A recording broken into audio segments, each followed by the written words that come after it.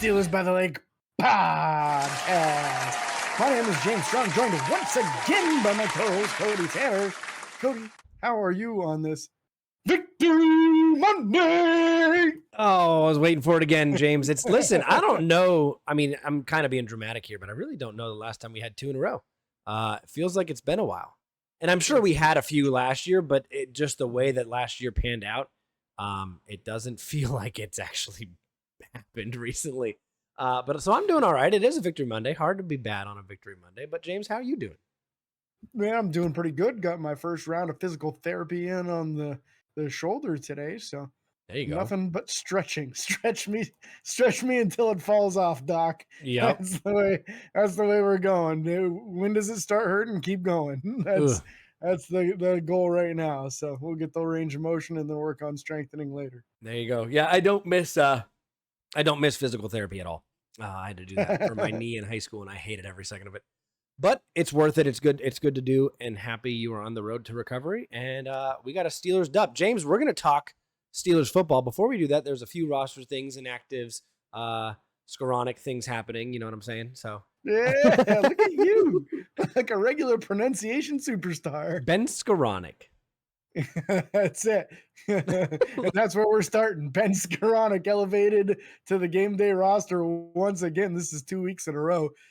Turns out it was a really good move to elevate him. Yeah, they might have a difficult decision with this guy after he's out of elevations, Cody, because he's been playing real well on special teams. Yeah, real good gunner. Or was he playing gunner, or did I see him on a kickoff? It might have been a kickoff. He did both. Okay. He did gunner work and kickoff work, man, and some clutch work at that. Yeah, great job for him. Tyler Matakevich, too. We'll talk about that here in a little bit. Mm-hmm. Inactives for the game, Russell Wilson. He did dress. If you're confused at what that means, it is because he is the emergency quarterback. If something happens to both Kyle Allen and Justin Fields, that's why he still dresses, even though he is inactive. You learn new things every day. Isaac Seumalo inactive, Roman Wilson inactive, again, Dean Lowry, Jalen Elliott, and Terrell Edmonds. Good, keep him there, please. Okay. You're so mean. I can't. I don't want him back. I don't. But with that being said, that's all the pregame news. We're gonna talk Pittsburgh Steelers at Denver Broncos in the Mile High City. And James, we obviously do our positional breakdowns, but before we even get to that point, this was a game that again was supposed to be a revenge game. Oh, you're gonna do it. Here we go. Go for it. No, I mean, it's happening. Yeah, but keep talking. This was supposed to be a game that was a revenge game for Russell Wilson. Obviously didn't play still. The question going into this for everybody is Pittsburgh going to win off of a defensive stand? Is Pittsburgh's offense going to put up more points? And is Justin Fields going to turn the ball over or not? Those were like the big main questions going into this. And I feel like we kind of have answers to all of them, which is very, very good and very exciting. So let's talk Steelers Broncos.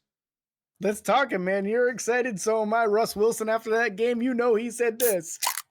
Yeah, he cracked some cold ones for sure. Happy to see revenge against the Denver Broncos. No doubt about that. Again, just an energy drink. I'm not drinking a beer at 10:50 in the morning on a Monday. It wouldn't be the first time he had, but it's just not his lifestyle choices anymore, to clarify. That's tailgating and only on tailgating. That's true. I'm craving some tailgating right now. But let's talk, go over the rosters real quick. Justin Fields, I thought, had a noticeable step up game compared to last game. He threw a lot more balls downfield. He felt a lot more comfortable. I thought his pocket presence was phenomenal, and when he chose to scramble and run for yards or even just extend the play were all very, very impressive and mature, and honestly just didn't expect to see that. The whole thing in preseason and going into the season was, does Russell Wilson still hold on to the ball too long? Yes, he does. He takes sacks. He throws bad balls. All this. I've seen drastic improvement in just 2 weeks from him. Yeah, so Justin Fields really putting a nice first half together in this game. Yep. I almost felt like it was two completely different players in the first half than the second half. Fair. The second half really got a little bit sloppy on him. We saw another time where a ball was snapped to him and he appeared to not be ready for it, although the entire offensive line moved at the same time on the snap of the ball. So this led me to believe this was probably a Justin Fields mistake, not a Zach Frazier mistake. But yeah, in the first half, he was decisive. He was accurate. He was using the middle of the field, which we didn't see happen at all in the first game. Nope. And some good ball distribution, right? Getting everybody involved, including a tight end that we've been screaming to get involved in this offense. So I really, really liked what I saw in the first half. The second half concerned me a little bit. He got rattled and he started missing his reads. There was a third down where he went over the middle and he missed Pat Fryermuth on the right in the flat where he was wide open. Nobody went with him.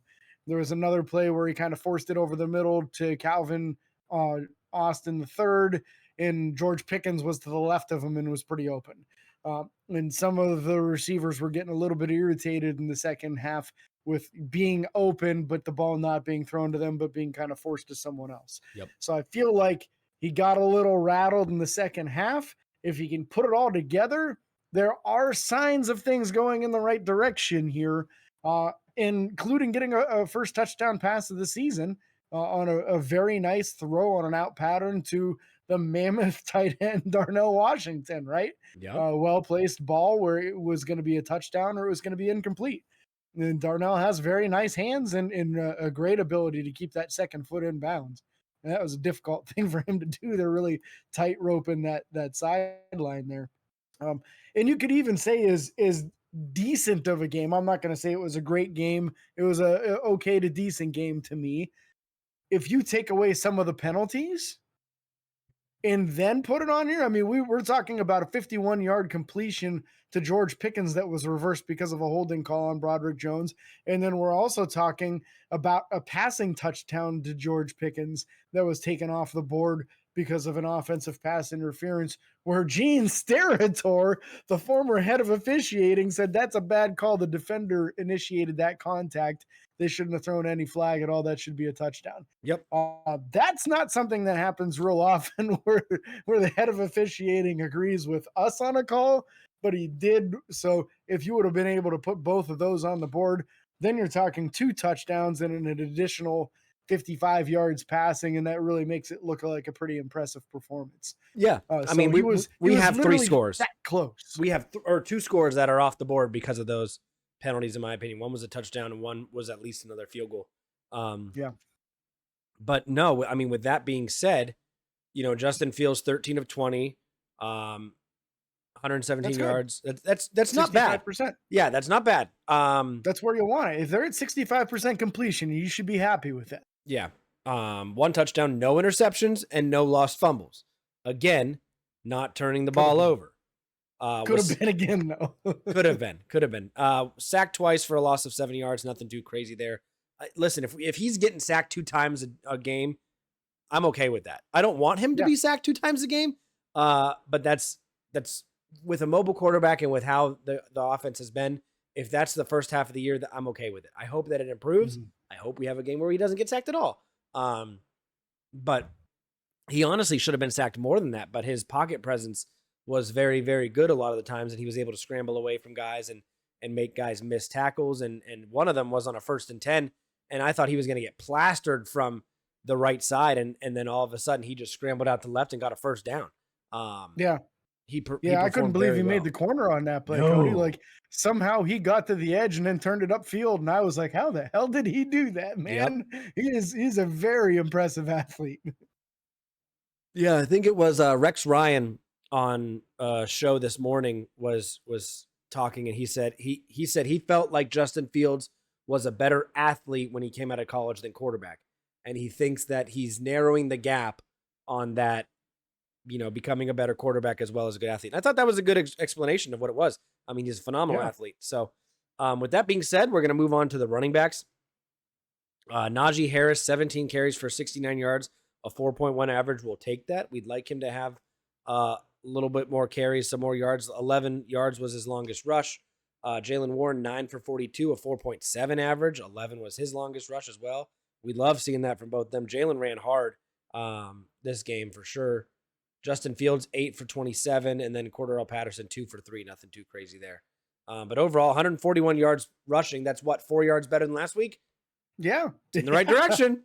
We're going. And we didn't have a 10-yard loss this week, so that helps out, right? Yep. So I thought the running game was very efficient, especially in the first half. Yep. Not as efficient in the second half. They started loading up that box more, making it more difficult, not allowing room. But Najee ran very strong in this game, and Jalen Warren looked 100% to me. He was very explosive when he had the ball, right up to full speed right away. And that's something that we haven't seen yet this season or preseason, since he missed the entire preseason with that hamstring. To me, that hamstring looks 100% healthy now. And that's awesome because his big play ability, his ability to break loose and really kind of make that defense respect the fact that somebody can break one off, is very important to this offense. You can't just have guys that are power only. You got to have some speed going on there too. And Jalen is now able to represent that speed factor again for us. Yeah. I thought, like I said, Jalen ran very hard. I do think we saw an improvement from him from last week. I'd like to see Najee be able to stay on his feet more. I think a lot of times, I'm not saying he's falling or not trying, but I think sometimes he puts his body in awkward positions and it causes him to fall down or get hit differently or not be able to keep his stature up. So I don't know. There were a couple times where he knew he was close to breaking it. You could tell he was upset because he knows that once he gets in the open field, he's going to stiff arm anybody that gets in his way. Yeah, you get one-on-one with a safety or a corner, and that guy's going to have a Yeah, it's not going to be a good time for that man at all. Doesn't matter who it is. From the receiving side of things, Pat Freiermuth led the team with 4 receptions for 39 yards. We'd love to see that. One of those was a beautifully placed touch pass right before the end zone. Very, very impressed with Justin Fields' ball on that one. George Pickens, 2 receptions for 29. Again, he should have had at least 4 for 100. You know what I mean? Yeah. So Jalen Warren, 2 catches for 19 yards. Van Jefferson, 2 for 14. I was happy to see Van get involved. And I felt he had a quiet, good game there. Calvin Austin, 1 catch for 6 yards. Darnell, 1 for 5, and that was obviously the touchdown catch. And Najee, 1 for 5 as well. Najee being targeted 2 times, missed the early one. It was a bad pass on the first drive that we went 3 and out. But overall, wide receiver room looks good. I'd still want to see George Pickens get more targets than 4 a game. But technically, he did get more than 4. And technically, he actually caught one of them, but it got negated by a penalty. And then he didn't get a chance to catch another one because he had pass interference. And so a lot of things that happened on those drives. Let's be real. He had 2 catches taken away by penalty, and one of them was a touchdown, and the other one was a 51-yard play. Yep. So the stat line is not representative of what George Pickens did in this game. He had a very nice game. And we should be looking at a stat line of 4 catches for probably almost 80 yards and a touchdown. Yep. That looks a lot more impressive than the 2 for 29, which is just not really representative of what he did. It's almost similar to last week, how TJ Watt was just extremely destructive in that game and had a monster game, but his stat line didn't look that impressive at the end because of a couple strip sacks being taken away due to somebody else's penalty. Yep. So kind of a similar situation on this one, in my opinion. Very noteworthy once again. This is something we talked about a lot early in Pat Freiermuth's career. Every pass thrown his way so far this season has been a completion. He is 8 for 8 on the season. All 8 targets have been completed, and just kind of an exclamation point of who Pat Freiermuth is. Very, very reliable catcher of the football. I can't wait to see them start getting him more involved in the red zone, start getting some touchdowns on the board for him, and maybe stretching the field with him a little bit more over the middle so he can get more of those 10 to 15-yard catches. Yeah. Two things I want to talk about before we move on to the offensive line. Pat Freiermuth, the only play of his that I was like kind of upset about, but again, I understand playing field position, was a 3rd and 23, and we did a check down, a little dump down to him. Yeah. It was still further downfield than we normally pass him the ball, which was good. But it was guaranteed not to get that 3rd down, and that was after a lot of that was the drive that we had like 3 back-to-back penalties on Broderick Jones, and he got taken out. So that was I understand that completely. And then the other one is the one thing that I like to see that we're growing in is taking the shots downfield. George Pickens had a beautiful sideline catch on 3rd down and long, which was nice to see us being comfortable and confident enough to throw the ball downfield on those 3rd and longs and converting them. James, real quick before we go too far, my goal for this week was to see an improved 3rd down percentage. So overall, we went 4 of 13. That is a decrease. It is a decrease. But what I'll say, what I will say is, in my mind, I count it as 6 of 13 because 2 times technically we didn't get the first down, but we did score off those with field goals. So it's a hit or miss. But James, let's go ahead and talk about offensive line real quick. Lots to talk about on this offensive line unit. Boy, what a week for them, huh? I thought Dan Moore was good other than the 1 holding penalty. So that was a bad mark for Dan, but otherwise I thought he held up pretty well. The interior 3, I thought, had a pretty nice game. Again, Spencer Anderson looking the part. Also, Zach Frazier having a pretty dominant performance, pancaking people left and right. His first week, he registered 6 or 7 pancakes. I think this is going to be a similar end result as it was on that first week, where the grand total, once they finally recap it, is going to be very close to that 6 or 7 pancakes once again for Zach Frazier. I thought on the right side, James Daniels looked very good this week, as to where I wasn't quite as impressed with him last week. And then the right side is where the big story is, right, Cody? They started the game with Troy Fautanu. He got 2 drives. He looked good in those drives.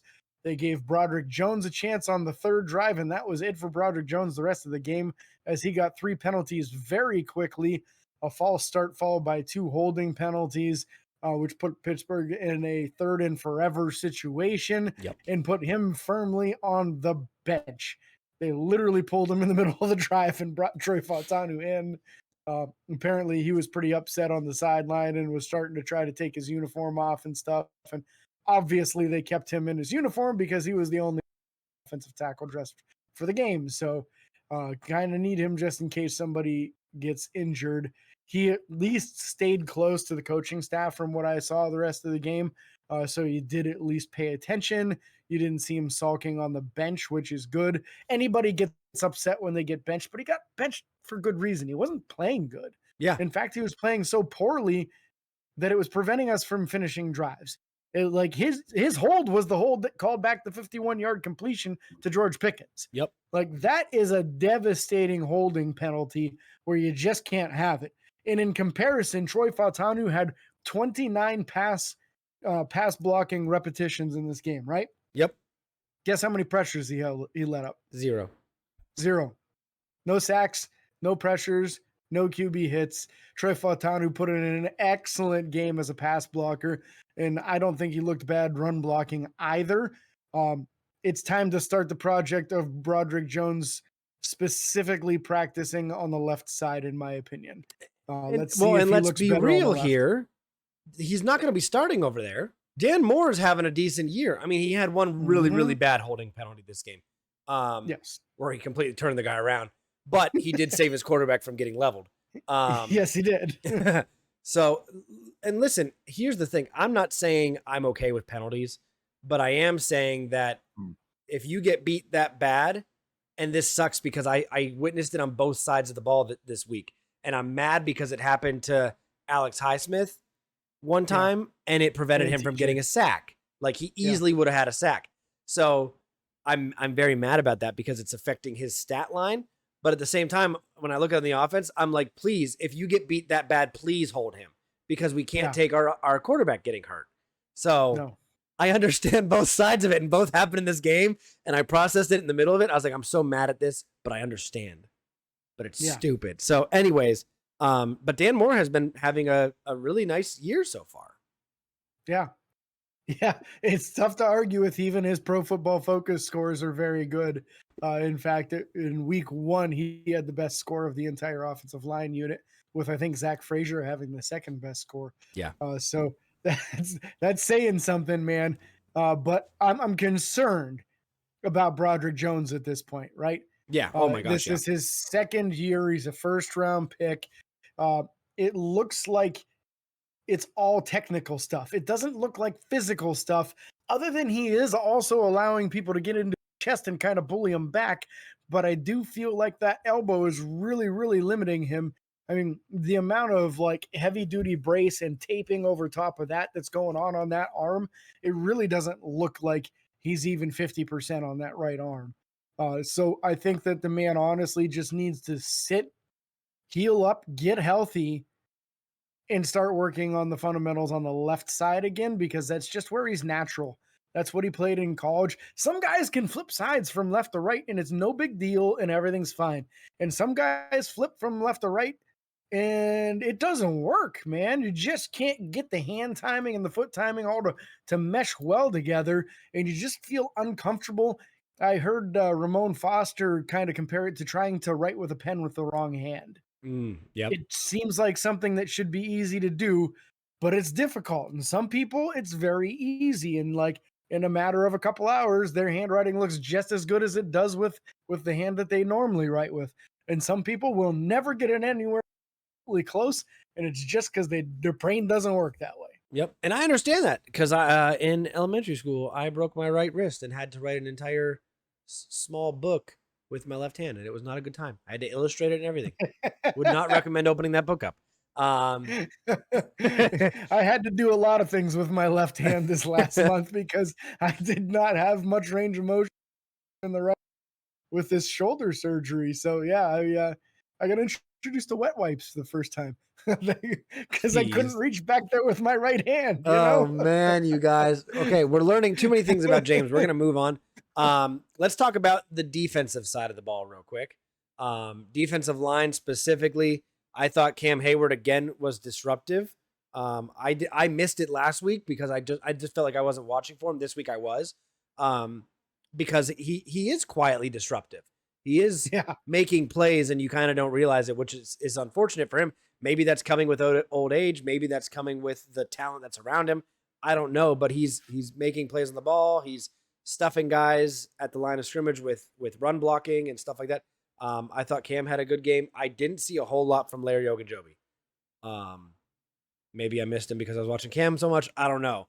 I thought Larry had a quiet day. Montravius Adams had a phenomenal game again. Again. This is the guy now, maybe? I don't know. Gotta make you wonder, right? Yeah. It's kind of crazy. Going into this season, I was like, man, I really wanted them to do something to improve this room. So I really hope Dean Lowry can be that guy to be that second wave with Keanu Benton. Yep. Well, Dean Lowry hasn't dressed the first 2 games because we've got Isaiah Loudermilk on kick coverage unit half the time. And the same with the Marvin Leal also on kick coverage unit. So Loudermilk's getting a lot more playing time. He's making some impact. He got a pass deflection this week. Yep. He's looking a lot more disruptive as a pass rusher. Montravius Adams is looking disruptive as both a run stopper and a pass rusher. It's really like this guy just sometimes there are players in the NFL that the first 3, 4, 5 years of their season, they're still developing and they're still unlocking what they can actually do. Yep. I mean, James Harrison is a great example of that. He had like 5 years as a back of the roster guy or a practice squad player before he finally got a chance to start at 29 years old. Yep. And then ended up one of the most dominant players in the NFL. Now, I'm not saying Montravius Adams is going to become James Harrison, but we're not saying like he's not.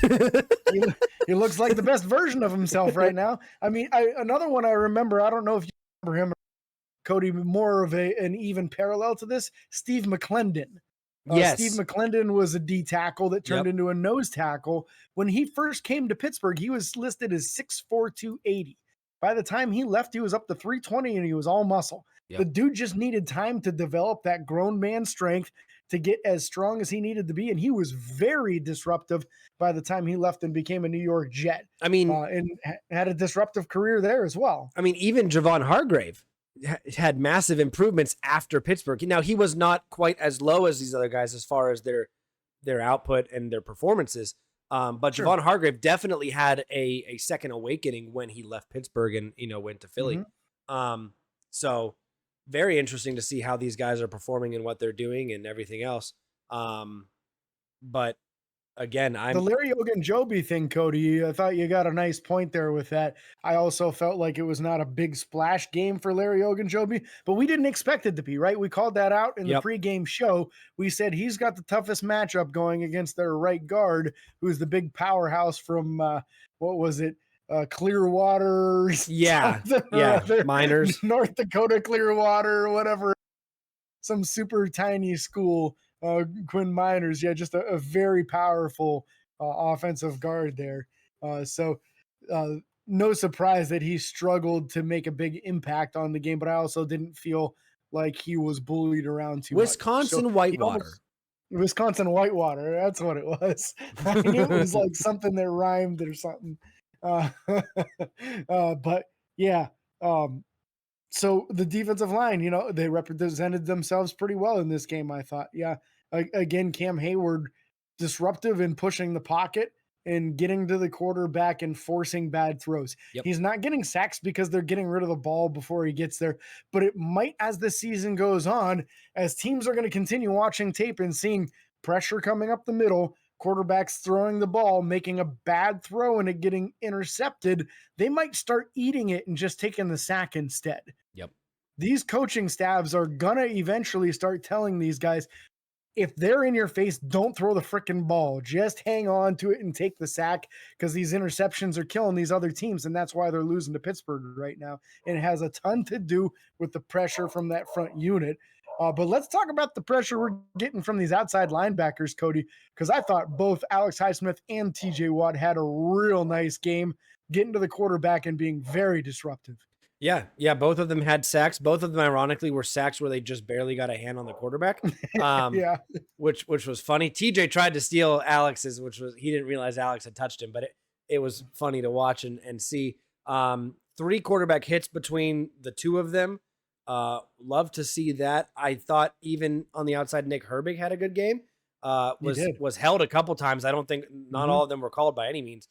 But Nick is quietly and not quietly at the same time developing into a very, very good backup outside linebacker, potentially a starter one day. But no, TJ Watt also had a pass breakup. Alex Highsmith, I felt, is we're consistently seeing improvement on him getting to the edge and getting downfield and beating that tackle deep. And then he just kind of he does that swim move and gets his arm up. And then at that point, you either have to decide to hold him or he's getting to the quarterback or forcing him up into the pocket into guys like Cam Hayward, DeMarvin Leal, Montravius Adams, any of these other guys. So love to see it. And not only did these guys make a big presence in their pass rush capability, both Alex Highsmith and TJ Watt had 2 tackles for loss. So that shows their dominance against the run as well. Just a wonderful pairing, these two. And like you said, I thought Nick Herbig was very disruptive in this game. It's not going to show in his stat line. You're not going to see that there. But he had that ability, again, to get up the field, make the quarterback uncomfortable, make a move off of your original launch platform. And then a lot of times inaccuracies happen when a quarterback is forced to move. Yeah, I was worried early in the game because I saw TJ Watt come out for an entire drive. Luckily, we still, I think, forced a 3-and-out. But Nick Herbig was in there for an entire drive with just him and Alex Highsmith, and you didn't see them take any massive advantage of that. Like, Nick Herbig was a solid contributor when he came in, even on that side. So, love to see it. Yeah, now the middle linebacker room, Cody, I was impressed with them this week, and I didn't feel like they were getting torched per se, just not a big impact again. No, I think they're being ignored, too, to some extent. Yeah. Like, we're not... part of it is how are they supposed to stand out when everybody else is having such good games, I guess, you know? Well, and it's all the plays being made by everybody else. It's also just the defensive play calling. They're playing a lot of zone, especially on these second, third, and longs, and the plays are happening in front of them, and they're making sure it stops there, and that's it.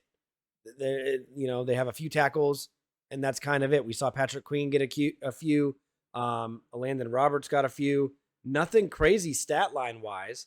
And hopefully that'll change once people start thinking they can take advantage of that. People are going to look at the stats or look at the film and be like, oh, these guys aren't doing anything. And then they're going to try and pressure that area of the field, and it's going to blow up in their face. We're just waiting for them to get to that point right now. And I think it's only a matter of time before we get one of those game-changing plays, whether it be a forced fumble or an interception out of either Patrick Queen or Peyton Wilson. Yeah. Peyton Wilson did have some burn in this game again, but you're not going to see anything in the stat lines, right? Nope. Didn't register any statistics from this game. It's still an adjustment for him. He did play off-ball linebacker in college, but his role was like an outside linebacker off ball. So kind of like a 4-3 defense where you'd have like the strong side outside linebacker. That's kind of what he did. Yep. So now he's transitioning to a middle linebacker, which is definitely a little bit different. But with his skill set, it's just a matter of time before those big plays start happening. So I look for that to happen in the future. I didn't think any of those three guys was bad in the game. They're making their tackles, just not the big impact plays that we're looking for. But again, big impact plays coming out of the secondary. And I'm going to start with the guy that we finished with last week in Deshaun Elliott, because let's be real, man. Deshaun Elliott had himself a wonderful game once again. On a 3rd and 1, comes flying in between the center and the guard, perfectly times his blitz and hits the running back almost as soon as the ball is handed off for a 5-yard loss. I mean, Deshaun Elliott is looking so comfortable in this defense, looking like exactly what you have wanted all Fitzpatrick as a running mate back there. Just really, really impressive what we're getting out of him right now. Not Terrell Edmonds. Just flying to the ball, led the team in tackles, 9 dang tackles from Deshaun Elliott. Like, are you kidding me, man? You still don't want to see that from your safeties, let's clarify. But when he's making plays like that, it's kind of understandable. He's up there at the line of scrimmage. He's making plays on the ball. He's present on screen plays, all these type of things where he's just flowing to the ball. Almost, I'm not going to compare the two completely, but almost Troy Polamalu-esque. You know, he's flying to the ball, and I'm not comparing the two, but that's the closest I've ever seen on a Pittsburgh Steelers in a uniform since him. So instinctively, his instincts are through the freaking roof right now. Yep. The dude just knows exactly where to be, and he's a step or two ahead of where he should be. And it's making him look like a hyper athlete. I don't think he actually is a hyper athlete. I want to say he was like a mid 4.5 40-yard dash guy, but he's playing way faster than that because of how good his instincts are right now and how good his football IQ is. And I think that we're seeing the best version of him. And low key, this might have a lot to do with playing next to someone as talented as Minkah. There's a chance that he has learned stuff from Minkah Fitzpatrick that he has not learned previously at any of his other teams. Yeah. That might be contributing as to why he is playing so well. Obviously, his own natural talent is very good, but we're seeing a side of him that I don't think any other team has seen before. 4.58 40. Yeah, that's not a lightning fast dude. He don't play 4.58 on that field. Nope. He plays way faster than that. Nope. And so we love to see it. Transitioning to the other side of the safety room, Minkah Fitzpatrick, I thought, had a decent game, some big hits, nothing crazy, no pass deflections, no interceptions, no forced fumbles, nothing crazy like that. But Minkah did his job. He was never beat deep, really. There was one play where they did the whole little reverse flea flicker that worked. Yeah. Luckily, we'll get to the guy that saved that drive here in a moment. But other than that, I thought Minkah made the tackle on that play. Minkah did make the tackle. There were 3 guys there. Minkah made the tackle. Yeah, the other 2 misplayed the ball in the air and then misplayed the guy once he made the catch, and Minkah was there to clean it up for him. Yeah. Moving to the cornerback room, I thought Joey Porter had a good game again. Only one pass breakup for him. Beanie Bishop came in and got some stuff. Yeah. Yep. Too many holding penalties on Joey. He's got to clean that up, but some of those were fictitious too. He got hit The for one an you couldn't illegal lie. hand to the face. I mean, the shirt was. Yeah. The one he ripped the shirt right off the dude, but the other one he got hit for an illegal hand to the face, which negated a sack, and he didn't even touch the guy's face. So that was just an erroneous call right there, unfortunately. But he does have to clean that up. He can't have so many penalties. But in coverage, I thought he was really good in this game. Yeah, very good. But who was the best corner in this game? Probably Corey Trice Jr., man. Let's talk about Corey Trice. So after that big play that they had down the field to Reynolds, Bo Nix stepped back and they were playing a zone.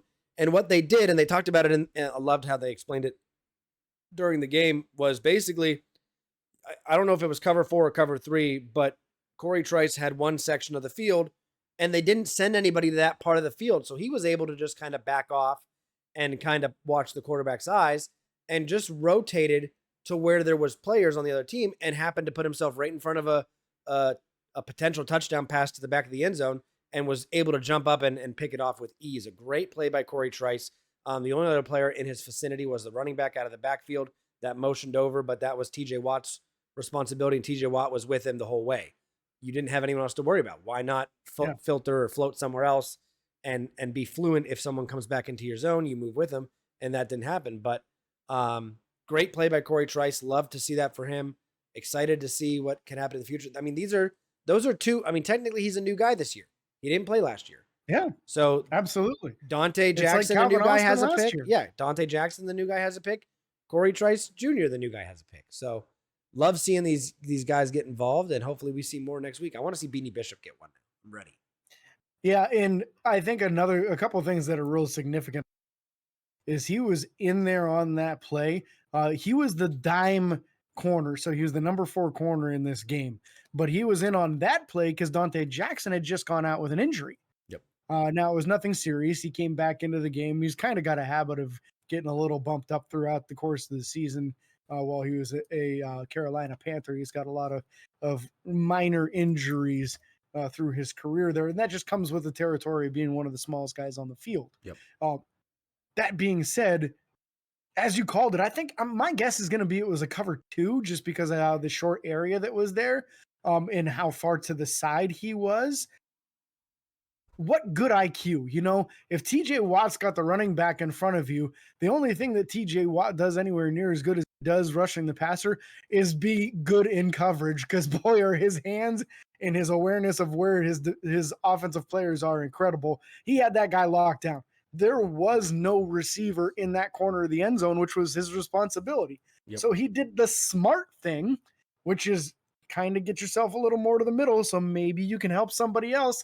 And that QB did not see him coming, man. Nope. The wide receiver was coming from the other direction, and just a beautiful, beautiful interception. And it's a huge IQ play. Yep. Huge IQ play. Great to see the soft hands too. Yep. But huge IQ play. And that's what we were hoping for, right? We were hoping we see Joey Porter. We see what he is. We see his potential and ability to lock down number 1 wide receivers on other teams. But who's the number 2 going to be?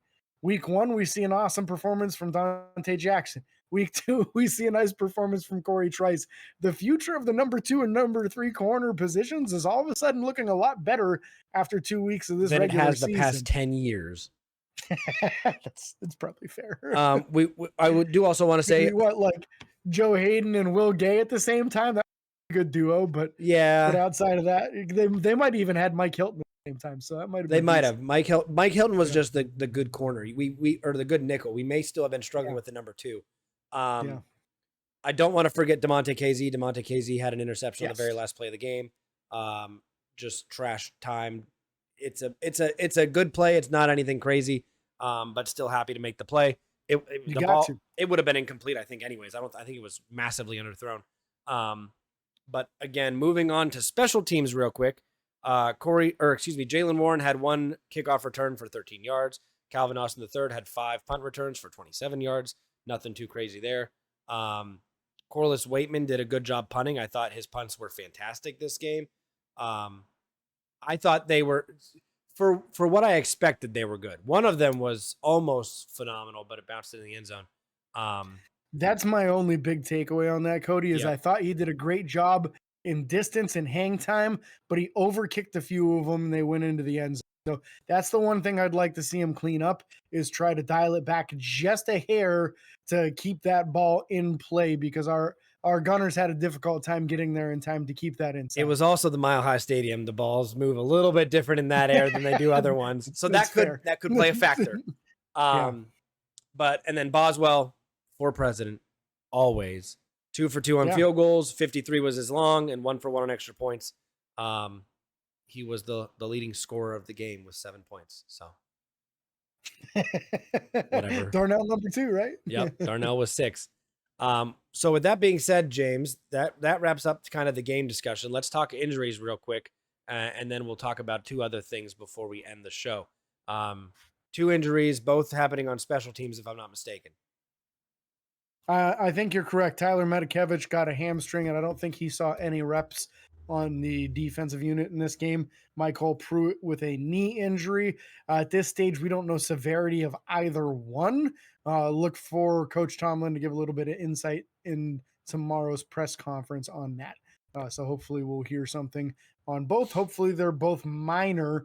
I do want to mention real quick that Pittsburgh used a fullback a few times in this game. They did. And sometimes it was Connor Hayward and sometimes it was Michael Pruitt. And both seem to do a decent job at fullback. Yep. So just something to kind of keep an eye on in the future here, starting to incorporate a little bit different formations from what we saw week 1 and in the preseason. Yep. We love to see it. So let's talk about something here. Justin Fields is now 2-0 as a Pittsburgh Steeler. Mm-hmm. A couple teams are going down with quarterback injuries. Is Russell Wilson on the verge of being expendable? Is Russell Wilson on the verge of being a trade target? Could Pittsburgh shore up that offensive line or get another offensive weapon to help Justin Fields move the ball downfield? Is this something that you think is actually possible, or is this just NFL being NFL, people talking about what they're talking about? I want your input. I have my input, but I want to hear what you want to think. I think if Pittsburgh were to attempt to trade Russell Wilson, it would be very, very foolish, because I don't think you would get much for him. I think you're way better off making a decision between these two guys. Hopefully you can see a good representation from both Russell Wilson and Justin Fields. You take your pick in the end of the season and move forward with one of those two. Hopefully the other one gets a big contract and you can receive a 3rd round compensatory pick for them going somewhere else in free agency. But I think personally, if you were to trade him right now, you're not going to get anything for him. Mm-hmm. You're going to get a 5th or 6th round pick at best. You're going to get a back of the roster player at wide receiver. Nobody's going to give you a number 2 for a guy that hasn't had a great season in 3 or 4 years at quarterback. Most teams assume he's washed. I mean, to be fair, his former head coach is known as one of the best quarterback coaches in the league and gave up on him before the season was over last year. Yep. That's a bad look for him. So I don't think there's enough value in attempting to trade him. Plus, I would have a very large concern on the drop-off of quality from Russell Wilson to Kyle Allen. Yep. What if something happens? I mean, bad luck happens. What if, I don't want this to happen, knock on wood if you got it around you. 2 different things that are wooden. If you trade him and then the next week Justin Fields goes down and now you got to start Kyle Allen the rest of the way. Yep. That's a nightmare, man. The way this team is playing right now, they could get into the playoffs. They might even be able to make some noise in the playoffs. And I think you could do that with either one of these guys at quarterback. But I think if you have to rely on Kyle Allen, it's not happening. Fair. I mean, we're winning the division. 2 other teams lost yesterday. Number 1 right now. The Browns won, so the Browns are 1-1. But both the Bengals and the Ravens, which most people had as the number 1 and 2 teams in our division, are 0-2 right now. So, and the Bengals are imploding, man. They're out there fighting each other on the field. Yep. Jamar Chase is turning into an issue. Joe Burrow's obviously not the same that he was. Don't know what's going on there. People have talked about him moving his wrist funny and picking up a Gatorade bottle funny. A lot of things going on in the AFC North world, and we like to see it. I don't want to see anyone injured, but we like to see the the bull crap and them losing. So we'll stick with that. Yeah, let them fight each other. That's fine. Yeah. Cody, what's your opinion on that topic? I'm very curious to hear your take on. So I drastically agree with you that the quality of backup drops off immensely from Russell Wilson to Kyle Allen. Now, I'm not saying that Kyle Allen couldn't come out and play well. We've seen that from people. Tom Brady was a 7th round draft pick or whatever. We've seen Brock Purdy, Mr. Irrelevant, come in and do stuff. Kyle Allen has more experience in the NFL than those guys. Not saying he's playing better or would play anywhere near to the same standards. But the one thing that could happen that would make me interested in a trade is if Pittsburgh could get a number 2 wide receiver for somebody. If Jalen Waddle became an option with Miami losing Tua and something like that happens, I'm open to the conversation, but Pittsburgh has to have a plan to have another third or another backup option at quarterback. I don't see it happening, but I think it's possible, especially if you also want to include, say they move Broderick to left tackle, say Broderick gets whatever injury things he's dealing with, then at that point is Dan Moore expendable? Obviously, I'm not saying trade the whole team if they're not starting, because you have to have those key backups and those key positions to be there in case of injury or in case of anything like that. But I'm just saying Pittsburgh could technically shore up the offensive weapons with a trade like either an offensive line, expendable offensive line, expendable quarterback. I don't necessarily want them to do that, but if you said Russell Wilson for Jalen Waddle straight up, that would be hard for me to say no. I would never expect that to happen, but I think you'd probably have to give them at least a 2nd round pick on top to make that happen. Yep. I don't think you'd be able to get that in a straight up trade at all. No, but that's kind of my example is say they realize Tua's done for a while or the season and the backup's playing horribly. If a team got desperate enough to get a quarterback and we saw something like that, if we saw something come up like that, I'd understand why. Again, I don't expect them to move on from Russell Wilson. He's not costing us anything. He's just there. But it was a talking point because it's all over the NFL right now of, Justin Fields is 2-0. They could win the division off of this. The last thing that I want to talk about is kind of in the same direction. Pittsburgh now has 2 wins, and I feel that a lot of that has come from the defensive side of the ball. It's been like that for the past few years, ever since Ben left. Can Pittsburgh make a playoff run like this, or how long does this last? That's kind of the question right now is, we obviously talked about the later half of the year. That second stint of football is very difficult when we play every single AFC North team in the second half of the year, as well as the Eagles and the Chiefs, which the Chiefs don't even look as scary as they previously have. So there's that. But I expect these teams to be in full force when we get to them. Can Pittsburgh win off a defensive play for the entire year, or at what point do we need to start seeing 2 or 3 offensive touchdowns a game to win these games? I think if you're gonna beat the best of the best in the AFC and even NFC, you've got to be able where you're getting into those. And I see, looks like my microphone's cutting out. A little bit. Try it again. Repeat that whole thing here. So my thought on this is that you can get by against those mediocre, mid-tier, and even lower-end teams with what we're doing right now. You can beat probably 2/3 to 3/4 of the league by just having a great defense and doing just enough on offense. But when you start playing against Kansas City, when you start playing against 49ers and the Eagles and some of these other elite teams, even the Ravens put up a lot of points. You're not going to be able to beat them by kicking 6 field goals and never getting in the end zone. You just won't have enough points on the board. So is it enough to get you to the playoffs? Yes. Is it enough to make any noise in the playoffs? No. And they have got to get to a point where scoring 2 touchdowns in a game is a regular thing, not an extraordinary feat. And we were almost there this week. We had 2 touchdowns. One of them came back on a bad call.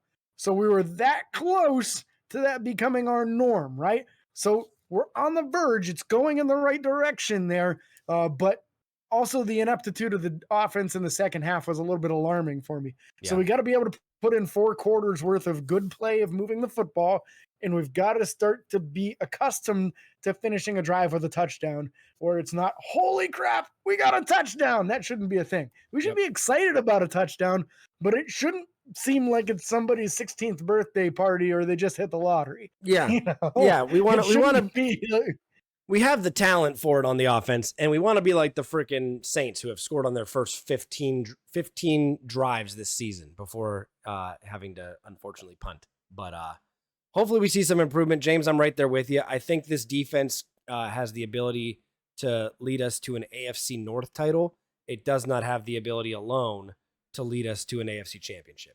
I think that Pittsburgh has the time and the capability of figuring this offense out. Justin Fields getting more and more comfortable, more and more confident, and then utilizing every inch of the field. I thought, even the play call that got called back was phenomenal play call, and the way the play was drawn up to be a pick.